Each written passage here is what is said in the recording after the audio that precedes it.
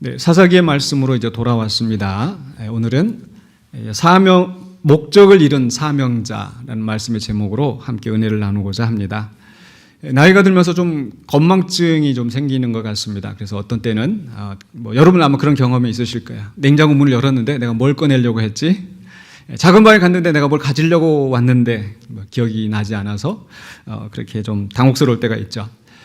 사소한 실수 같으면은 그저 웃어 넘기고 말겠지만은 정말 중요한 만약에 이것을 잊어버린다면은 큰 불행이 있을 것입니다. 우리 인생이 그러한 것 같습니다. 우리 인생이 살아가는 데는 분명히 목적이 있습니다. 하나님께서 우리에게 주신 사명이 있는데 만약에 그 목적을 잃어버리고 사명을 잃어버리고 산다면, 그리고 주님 앞에 서게 된다면 얼마나 불행하겠습니까? 예전에 한참 되었습니다만은 목적이 이끄는 삶, 릭 워렌 목사님의 책이 전 세계적으로 또 선풍을 끌었던 일이 있었습니다. 물론 호불호가 갈립니다. 어떤 사람들은 좋아하고 어떤 사람들은 또 비판하는 사람이 있지만 적어도 그 취지에는 모두 다 동의하실 것 같습니다. 목적에 맞게 살아야 된다. 또 역시 교회도 목적이 이끄는 교회가 돼야 된다. 그래서 사람들의 친교 모임이 아니라 분명히 하나님께서 세우신 그 목적에 따라서 교회가 또 진행돼야 되겠죠. 바로 우리 교회가 목적이 이끄는 그런 교회 공동체가 되려고 한다면 먼저 지도자가 먼저 목적을 분명히 알고 또 그것을 성도들에게 바르게 제시하고 또 성도들이 협력하여서 일을 이루어 나가게 될 줄로 믿습니다. 그런데 만약에 지도자가 그 목적의식을 잃어버린다면, 바르게 가르치지 않는다면 공동체가 잘못된 길로 가게 되겠죠. 소수의 지도자뿐만 아니라 모든 구성원들이 또 각각에게 주어진 그 삶의 목적에 맞게 살아야 될 것입니다. 그래서 오늘 말씀을 사실 목적을 잃은 지도자로 했다가 사실 목적을 잃은 사명자다. 이건 우리 모두에게 주시는 말씀이라는 겁니다. 하나님께서 기드온을 사사로 부르셨습니다. 온 이스라엘을 이제 구원하시기 위해서 사사를 부르셨는데, 그러나 지난 마지막에 우리가 나눴던 말씀, 신앙의 변질을 경계하라. 그의 신앙이 점점 변질되어 가는 것을 우리가 보았었는데, 오늘 말씀에서 이제 기드온의 이제 마지막까지 얘기가 나오게 되는데, 그는 그 목적을 이름으로 말미암아 부패한 지도자로 역사에 남게 되었습니다. 어떤 일이 있었는지 세 가지 장면을 우리가 함께 8장 전체에서 한번 살펴보도록 하겠습니다. 첫 번째로는요, 8장 1절로 3절에서 이 기드온과 에브라임 지파 사이에 갈등이 생겼어요. 문제가 생겼어요. 다툼이 생겼어요. 그때 기드온은 어떻게 이 문제를 처리했는가? 잘못된 방식이었죠. 바로 아첨함으로. 그래서 8장 1절 3절에서 우리 핵심 단어를 저는 아첨이라는 말로 꼽아봤는데요. 8장 1절에 보면 이렇게 되어 있습니다. 에브라임 사람들이 기드온에 이르되 내가 미디안과 싸우러 갈 때 우리를 부르지 아니하였으니 우리를 이같이 대접하면 어찌 되느냐 하고 그와 크게 다투는지라. 어떤 상황인가 하니 바로 앞에 이제 7장에서 이제 기드온이 300명을 데리고 가서 이제 전쟁을 하는데 이제 하나님께서 그 숫자를 줄이셨던 거 여러분 기억하시죠?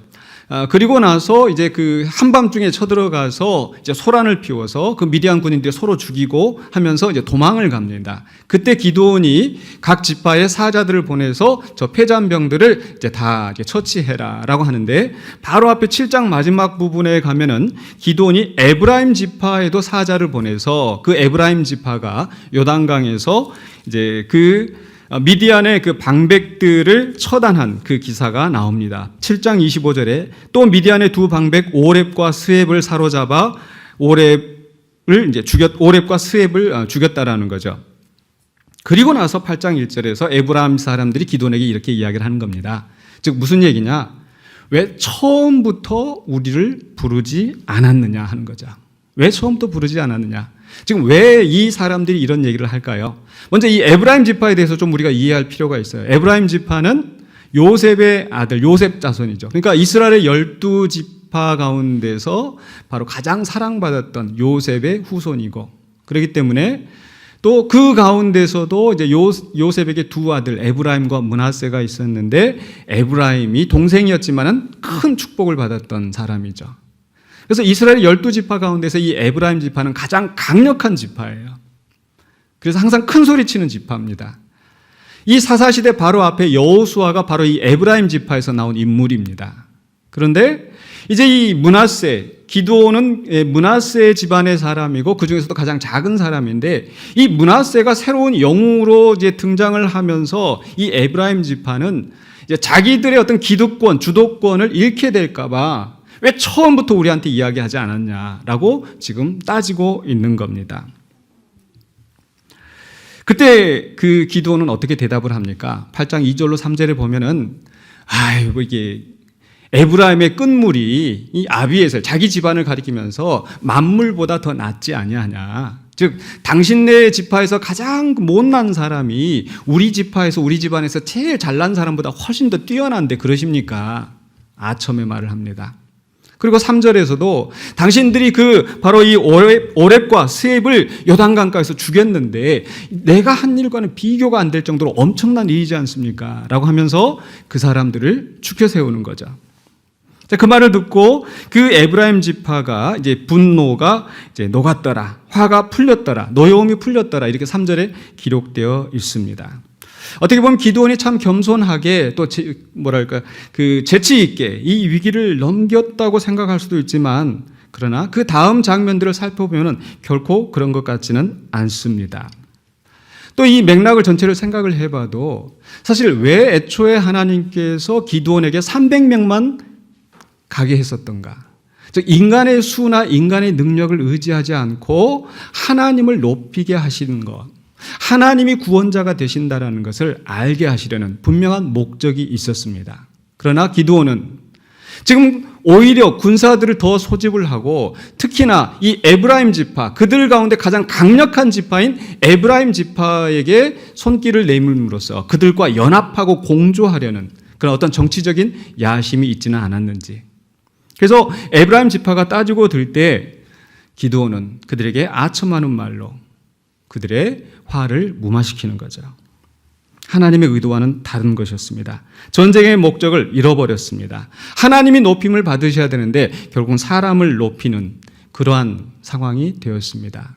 정말 기드온이 하나님의 진실된 지도자였다고 한다면 바로 하나님의 뜻이 무엇이었는지 사람을 높이지 아니하고 하나님의 뜻이 이루어지도록 그 백성들을 지도했어야 하는데 지금 기드온은 그 에브라임 지파의 눈치를 보면서 그들을 무마시키고 있는 상황인 거죠.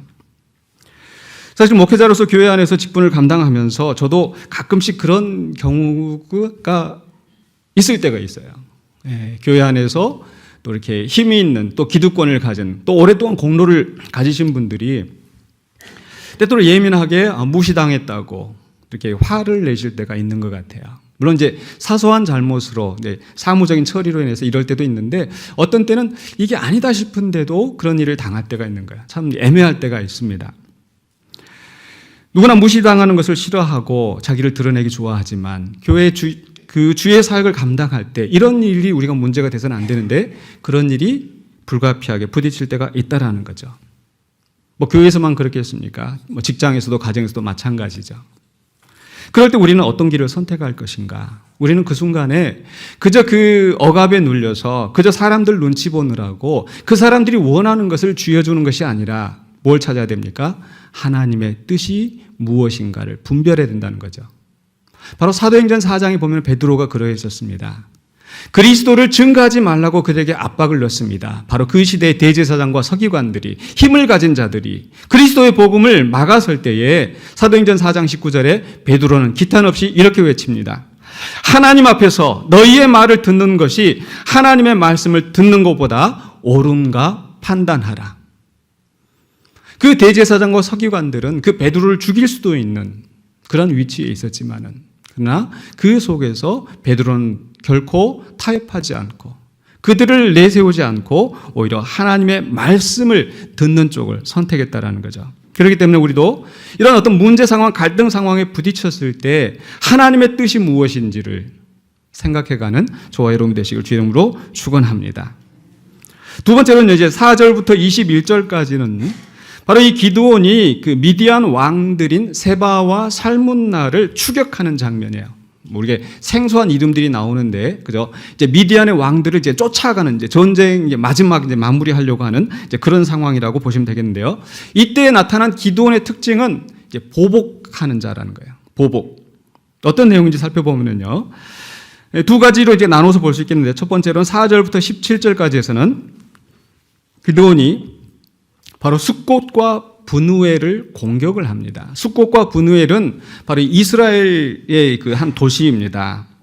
지금 이제 4절부터 이렇게 보시면 기드온이 그와 함께 앉아 300명이 요단강에 이르러 건너고 비록 피곤하나 추격하는데 누구를 추격해요? 미디안 왕들을 추격하는 거예요. 근데 이제 300명이 밤새내 이제 야밤에 쳐들어가서 지금 이제 전쟁을 하고 지금 이제 대낮이 되어서 굉장히 피곤하고 지친 상태인 거죠. 그때 이제 5절에서 보니까 숫꽃 사람들에게 이르되 나를 따르는 백성이 피곤하니 청하건대 그들에게 떡덩이를 주라. 나는 지금 세바와 살문나를 지금 추격해 가고 있다. 그죠? 자, 그렇게 했더니 그 숫꽃의 방백들이 뭐라고 이야기하느냐? 6절에 보니까 세바와 살문나의 손이 지금 내 손 안에 있다는 거냐? 어찌 우리가 내 군대에게 떡을 주겠느냐 하는지라. 무슨 상황이냐면은, 야, 세바와 살문나를 지금 잡은 것도 아니고 지금 쫓아가는 중인데 너희들이 쫓아가서 너희들이 이길지 그 사람들이 이길지 우리가 어떻게 알겠느냐라는 그런 의미가 담겨 있지 않을까. 그래서 우리는 줄 수가 없다. 우리는 너희를 도와줄 수가 없다. 그렇게 나오는 거죠. 그랬더니 기드온이 뭐라고 해요? 7절에 기드온이 이르되 그러면 여호와께서 세바와 살문나를 내 손에 넘겨주신 후에 내가 들가시와 찔레로 너희 살을 찢으리라. 뭡니까? 협박을 하는 거죠. 내가 와서 세바와 살문나 잡고 나와서 너희들 가만두지 않겠다 라고 지금 협박을 하는 겁니다. 그리고 나서 그 옆 동네에 가서 이제 브누엘 사람들에 가서 또 요청을 하는데 그 사람들도 역시 같은 말로 거부하는 거예요. 그때 기드온이 또 뭐라고 해요? 9절에 기드온이 또 브누엘 사람들에게 말하여 이르되 내가 평안히 돌아올 때에 이 망대를 헐리라 하니라. 또 협박하는 겁니다. 너희들 나 안 도와줄지 내가 가만두지 않을 거야. 그리고 나서 이제 10절부터 13절까지 보면은 이제 기드온이 기어이 쫓아가서 세바와 살문나를 잡았어요. 사로잡았어요. 그 군대를 격파했어요. 그리고 나서 돌아오면서 어떡합니까? 이제 숫곳에 와가지고 그 숫곳에서 한 청년을 이제 데려다가 너희 마을에 그 장로들, 그 지도자들 이름 다 적어내. 압박을 해서 77명의 이름을 가지고 가서 어떻게 했어요? 16절, 17절에 그 성읍의 장로들을 붙잡아 들가시와 찔레로 숫꽃 사람들을 징벌하고 그 협박한 그대로 한 겁니다. 들가시와 찔레로 찔러서 고문하면서 괴롭게 하면서 또 브누엘 사람들은 어떻게 했어요? 브누엘 망대를 헐며 그 성읍 사람들을 죽이니라. 기드온이 이런 사람이었어요. 우리가 그냥 성경에서 그냥 겉치려로 그 겉모습으로 알던 기드온과는 다릅니다. 더 이상 그렇게 소심하게 두려워하던 그런 기드온이 아니라 자기 어떤 그 보복, 협박을 하면서 그것을 기어이 이뤄내는 그런 잔인한 지도자로 변모했습니다. 물론 숫꽃과 브누엘이 좀 도와주었으면 하는 그런 마음도 있죠. 그런데 숫꽃과 브누엘 사람 입장에서 한번 생각해 보자고요. 마치 예전에 우리가 그 전쟁이 날 때에 낮에는 군인들이 왔다가 저녁에는 또 이게 공산당이 왔다가 도와줬다고 해서 죽이고 처형당하고, 그렇다면 여러분이 만약에 그 마을의 이장이라면, 여러분이 그 마을의 지도자라고 한다면 어떻게 하시겠어요? 그래서 섣불리 도와주실 수 있겠습니까? 도와주기 어렵죠. 그 사람들을 보호하기 위해서. 그러니까 이 숫꽃과 브누엘 사람들은 사실 그런 그 약한 심정에 있는 겁니다. 그렇다고 해서 그 기드온이 했던 것처럼 자기를 도와주지 않는다고 해서 그렇게 잔인하게 고문하고 죽여야 할 정도였던가? 사실 아까 앞부분에서 에브라임 지파를 대하는 것과는 대조가 되죠. 에브라임 지파가 막 크게 다퉜을 때는 어떻게 했어요? 당신네들이 정말 뛰어나니까. 이렇게 했던 그런 기드온인데 그게 과연 진심이었을까? 숫꽃 사람과 브누엘 사람에게 했던 것을 보면 그게 진실이 아닌 것처럼 느껴진다는 거죠. 왜 그랬을까? 왜 에브라임 지파를 대하는 것과는 다르게 했을까? 아까 에브라임 지파는 어떤 지파라고 그랬어요? 강력한 지파예요. 힘이 세요. 힘이 센 지파가 그를 압박했었을 때는 아첨하고 위기를 모면했는데, 지금 이 숫곳이나 분우엘은 여러분 숫곳 분우엘 잘 안 들어보셨죠? 이스라엘에서 별로 그렇게 영향력이 없는 도시예요. 지방이에요. 약한 사람들이기 때문에 그 앙심을 품고 짓눌러버리는 그러한 태도. 최근에 뉴스 중에 나온 것 중에 그 아파트 경비원이 그 주민의 그 폭행, 협박에 시달리다가 결국은 극단적인 선택을 했다. 그 가해자가 무슨 뭐 작곡가이고 무슨 매니지먼트 연예계 뭐 이렇게 하는데 이 사람에 대해서 나온 기사를 보니까 요렇게 표현되어 있어요. 그 기사에 나온 표현 그대로입니다. 이 사람의 성격에 대해서 이야기하기를 강한 자에게는 약하고 약한 자에게는 강한 사람이다. 강한 자 앞에서는 그저 아첨하면서 벌벌벌 눈치 보고 약한 자들은 잔인하게 짓눌러버리고 그래서 이 경비원액이 만만해 보였던 거죠.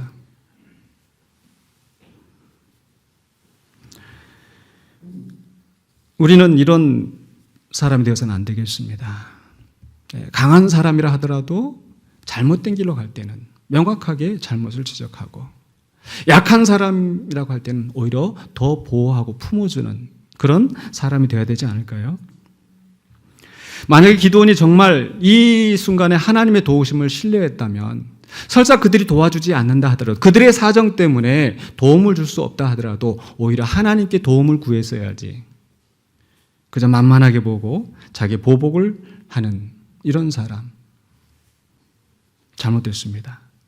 그런데 왜 기드온이 이렇게까지 가혹하게 했을까를 보면 그 다음 장면을 보면 이해가 되는 것 같아요. 뭐 기드온이 잘했다는 게 아니라 왜 그렇게 했는지.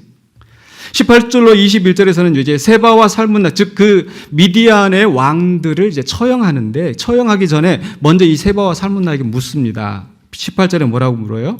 너희가 다볼에서 죽인 자들이 어떠한 사람이냐? 너희들 다볼에서 죽인 사람들이 있지 어떤 사람이냐? 그 사람들이 대답합니다. 왕자들이었고 다 당신 같은 사람이었다. 그랬더니 기드온이 뭐라고 해요? 19절에 그가 이르되 그들은 내 형제들이며 내 어머니의 아들들이니라. 앞에서 설명되지 않았던 부분인데 아마 이 전쟁이 나기 전에 자기 형제들을 미디안 군인들에 의해서 잃었던 것 같아요. 그러니까 지금 세바와 살문나를 끝까지 지금 추격해서 지금 죽이려고 하는 기드온의 마음속에는 뭐가 있어요? 보복하려는 마음이 있는 거죠. 그러니까 그 300명이 지금 피곤해가지고 돌아가야 되는 상황인데도 끝까지 가서 지금 그 사람을 잡아야 되겠다. 다른 마을 사람들까지 다 동원해서 자기들을 도와달라고 다 보복심에 지금 사로잡혀서 앞뒤 분간을 못하는 거예요. 개인적인 보복에 사로잡혀서 직분과 권력을 이용해서 전쟁이라도 불사하겠다고 하는 이런 기드온 목적을 이뤘습니다. 하나님의 원래 했던 목적이 아니라 자기 개인적인 보복을 이루는데 그 급에 있는 거죠. 때때로 우리도 인간관계에서 참 어려움을 겪을 때가 있습니다. 갈등이 생길 수가 있어요. 다른 사람 때문에 피해 볼 수가 있어요. 공동체 안에서 분쟁이 있을 수가 있습니다. 그럴 때 어떻게 처신하겠습니까? 나에게 망신을 줬다고, 내 마음에 들지 않는다고, 공동체에 대해서는 생각하지도 않고 믿음이 약한 사람들에 대해서는 돌아볼 겨를도 없이 그저 다른 사람들을 죽이려고만 달라든다면 기드온과 같이 개인적인 보복에 사로잡혀 있는 목적을 잃은 직분자가 되지 않겠습니까? 우리는 이런 개인적인 보복심을 버려야 됩니다.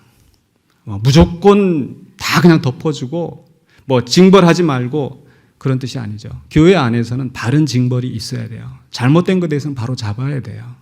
그러나 그것이 개인적인 보복에 의해서가 아니라 하나님의 뜻에 합당한 바른 질서를 세워가기 위한 정의를 이루기 위한 그런 조치가 되어야지 그저 내 개인적인 보복 때문에 해서는 안 된다라는 겁니다.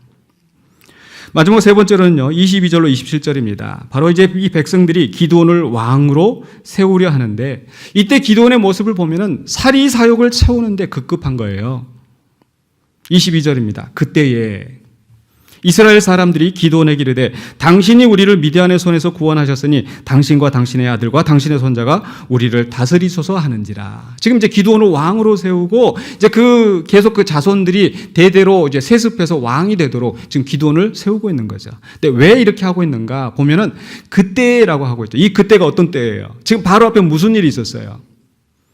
지금 세바와 살문나를 처형하고 또 바로 그 앞에서는 숫곳 사람들, 분해엘 사람들 잔인하게 처형했었던 기드온 아닙니까? 그러니까 지금 이렇게 이 사람들이 지금 기드온을 이렇게 왕으로 세우려고 한 데는 어떤 두려움이 있지 않았을까요? 야, 이게 잘못 보였다가는 우리도 저렇게 멸절당할 수 있겠다. 공포의 정치를 했습니다. 게다가 또 이들이 착각하고 있는 게 뭐예요? 기드온이 그들을 구했습니까? 아니죠. 하나님이 구하신 거죠. 왜 하나님께서 그 숫자가 많다고 돌려보내셨는지, 수가 많아서 너희가 이겼다 할까? 영광을 하나님께 돌리지 않고 하나님을 높이지 않고 사람을 높이려는 이것을 방지하게 하셨는데, 이 백성들은 또 착각을 하고 기드온이 그렇게 공포정치를 하고 잔인한 칼을 휘두르니까 기드온이 다 하는 것처럼 기드온을 향하여서 당신이 우리의 왕이 되소서. 하나님의 의지, 하나님의 뜻과는 상관없이 보복하고 또 거기에 짓눌려서 또 그 사람을 왕으로 세우고 온통 혼란한 그런 상황입니다. 근데 그 순간에 기드온이 어떻게 대답을 합니까? 23절에 보니까 기드온이 그들에게 이르되 내가 너희를 다스리지 아니하겠고 나의 아들도 너희를 다스리지 아니할 것이요 여호와께서 너희를 다스리리라 하니라. 야, 이것 봐라. 이거 기드온이 이렇게 겸손하게 하나님이 다스린다고 하지 않느냐. 근데 제가 보기에는 이 앞뒤 문맥을 살펴보면요, 기드온이 결코 그렇게 옳은 사사가 아니더라고요.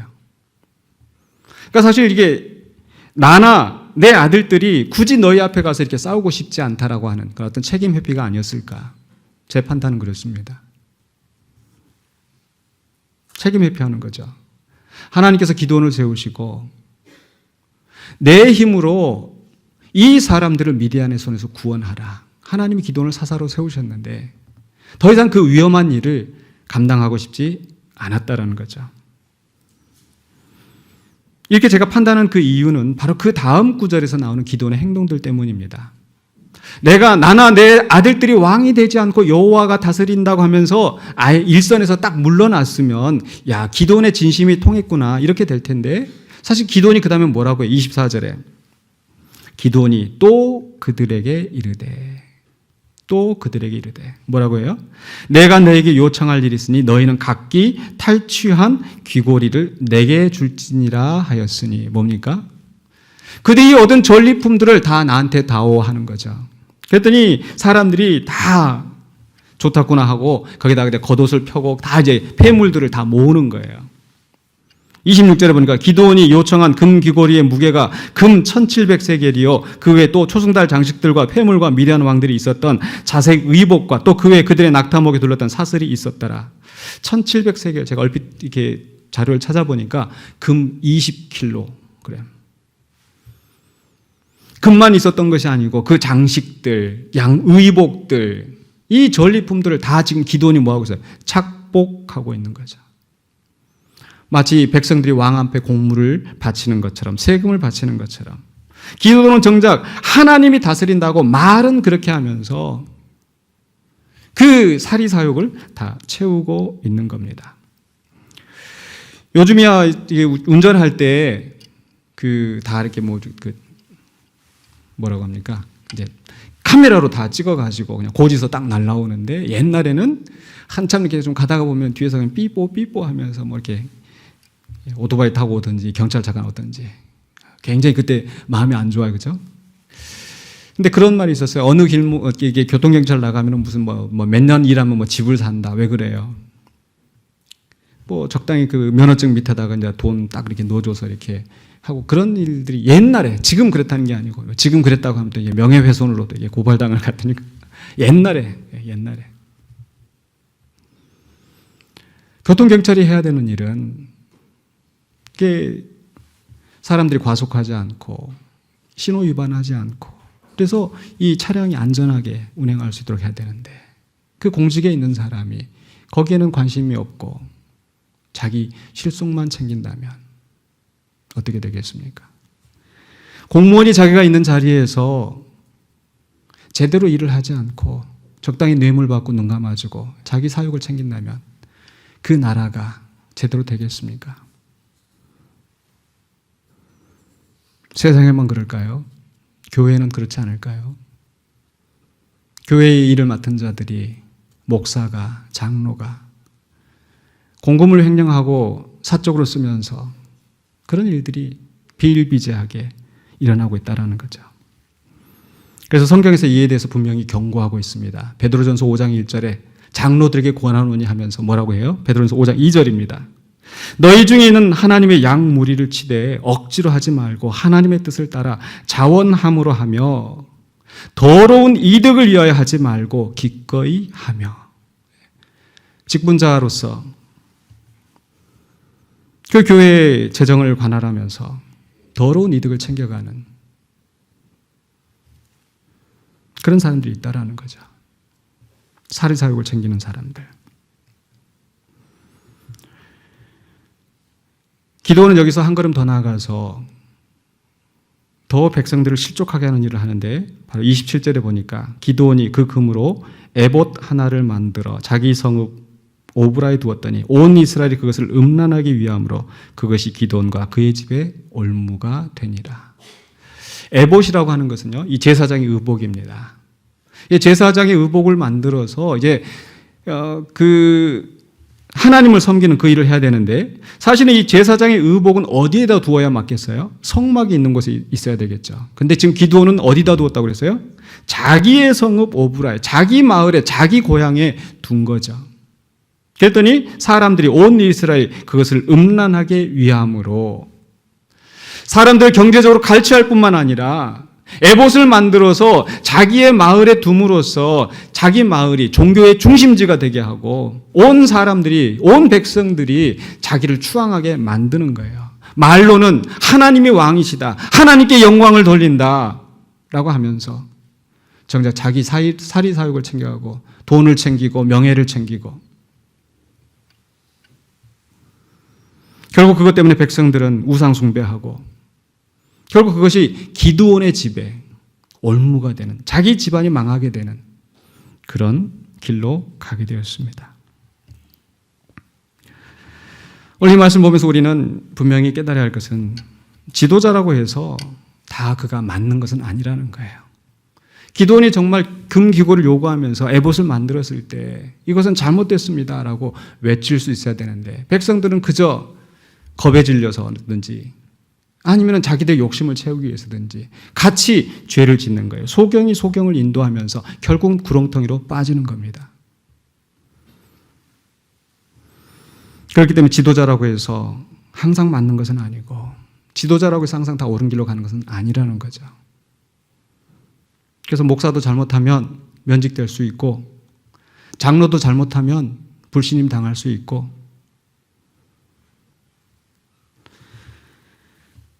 보네퍼가 그런 이야기를 했어요. 미친 운전사를 그대로 놔두는 건 안 된다는 거죠. 미친 운전사는 끌어내려야 된다. 네, 물론 지난번에 보니까 정광훈 목사가 막 그런 얘기를 하면서 미친 운전자를 뭐 끌어내려야 된다 그렇게 인용을 하는데 문제는 그 사람이 미쳤는지 지도자가 잘못되었는지 정확히 판단해야 되죠. 하나님께서 판단하실 줄로 믿습니다. 이제 말씀을 마무리하겠습니다. 기드온은 그 초기에 그 신앙의 변질된 모습을 보여줬을 뿐만 아니라 그가 통치하면서 점점 더 잘못된 길로 가는 그런 사명자였어요. 왜? 목적을 잃어버렸기 때문에.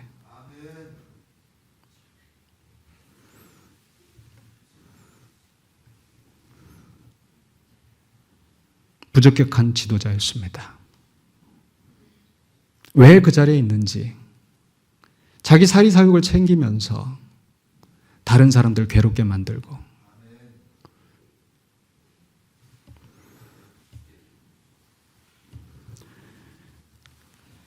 하나님께서 심판하실 줄로 믿습니다. 아멘. 강한 자 앞에서 아첨하고 약한 자들은 보복하고 은근슬쩍 사리사욕을 챙기고 적당히 자기 유익을 챙기고 그러면서 사람들 앞에서는 목사네, 장로네, 권사네 위선을 떠는 그런 지도자들. 우리는 그런 지도자들이 되어서는 안 되겠다고 지금 이 말씀을 나누는 겁니다. 그런 사명자가 되지 않기를 우리가 바라는 것입니다. 우리 진정한 지도자의 본은 오직 예수 그리스도이신 줄로 믿습니다. 우리 주님은요, 강한 자들 앞에서 결코 굴복하지 않으셨어요. 바리새인과 서기관들을 향하여서 이 독사의 새끼들아, 이 회칠한 무덤들아, 그들의 잘못된 것에 대해서 단호하게 지적하시고 그들의 권력 앞에 굴복하지 않으셨어요. 그런가 하면 개인적인 보복은 더더욱 하지 않으셨습니다. 사람들이 그를 체포하려고 달려올 때, 베드로가 칼을 들고 맞설 때에, 칼로 그 제사장의 종의 귀를 떨어뜨렸을 때 우리 주님은 오히려 그것을 치유하시고 칼로 선자는 칼로 망할 것이다. 십자가에서 그 죽임을 당하시는 가운데서도, 고통을 당하시는 가운데서도 주여 저들의 죄를 용서하소서. 저들은 저들이 하는 죄를 알지 못합니다. 하늘의 천군천사를 불러서 그들을 당장에 쓸어버릴 수도 있으셨겠지만 우리 주님은 그렇게 보복하지 않으셨어요. 우리 주님은 사리사욕을 챙기지 않으셨습니다. 떡 5덩이와 물고기 2마리로 5,000명을 먹이실 수 있는 대단한 분이셨지만 정작 당신은 줄이시고 목마르시고 피곤하시고 인자는 머리 둘 곳도 없다 하셨던 우리 주님. 온 만물이 그로 말미암아 창조되었고 당신 것이 아닌 것이 없지만은 그는 그것을 사사로이 취하지 아니하시고 오로지 하나님 아버지의 보내신 뜻을 이루는 그런 생애를 사셨고 마지막 죽는 순간까지 다 이루었다라고 하시면서 우리를 위하여서 희생하셨던 우리 주님을 기억해야 되겠습니다. 그렇기 때문에 우리도 정말 우리가 주님을 온전히 따라갈 수는 없겠지만은 적어도 주님의 형상을 담는 우리가 되어야 되겠습니다. 그렇게 하기 위해서는 우리는 하나님의 말씀을 온전히 분별해야 돼요.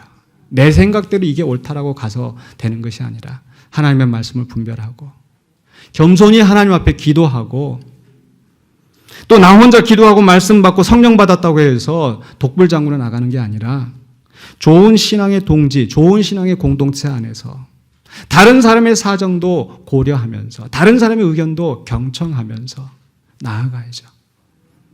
그래야 목적을 잃지 않고 끝까지 하나님의 뜻을 이루는 우리 사명자들 되실 줄로 믿습니다. 기도하겠습니다.